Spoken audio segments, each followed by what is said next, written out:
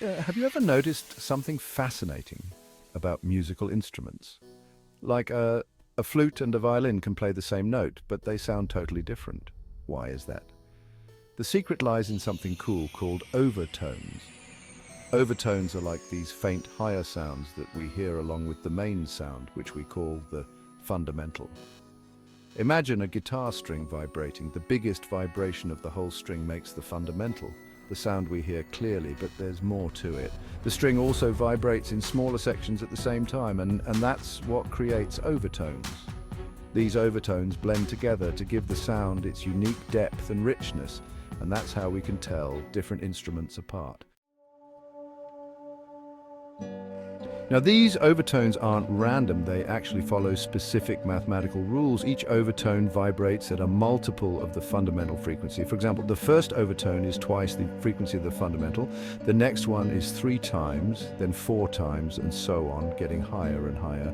And the reason why instruments have different timbres, that's the quality of the sound, is because of the unique combination and strength of their overtones. So a flute, a clarinet and a piano playing the same note will sound completely different because they have different overtone patterns. That's how we can instantly tell if we're hearing a flute or a piano.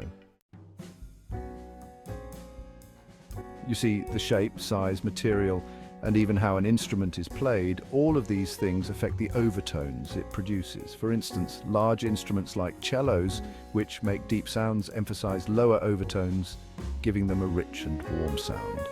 On the other hand, smaller instruments like piccolos have more prominent high overtones, making them sound bright and sharp. The same goes for human voices.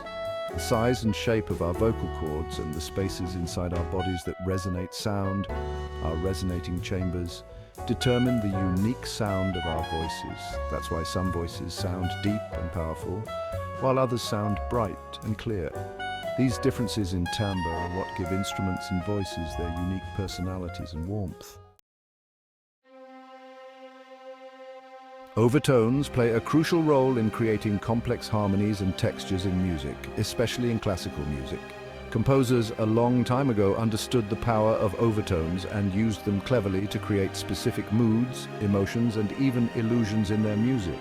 For example, the rich and pleasing harmonies we often hear in classical music are created by combining sounds whose overtones blend and reinforce each other. This gives the music a sense of fullness and spaciousness. On the other hand, dissonant sounds, which can sometimes sound jarring and unstable, are created when overtones clash. This clash creates a sense of tension and unease, adding drama and excitement to classical music. You know how sometimes in choirs you hear these high-floating sounds that aren't actually being sung? They're often described as angelic voices and considered mysterious. Well, it's believed that overtones are behind this fascinating phenomenon. So it's not just the notes we're directly singing that reach our ears, but also the overtones present within those notes. These overtones blend together, creating that mystical, almost angelic sound. In choral singing, overtones are always present, and they greatly influence the beauty of the music. The more carefully the choir members adjust their pitch, the richer the overtones become, resulting in a more beautiful overall harmony. In other words, a beautiful sound in a choir is the result of each individual's awareness of their pitch and their harmony with others.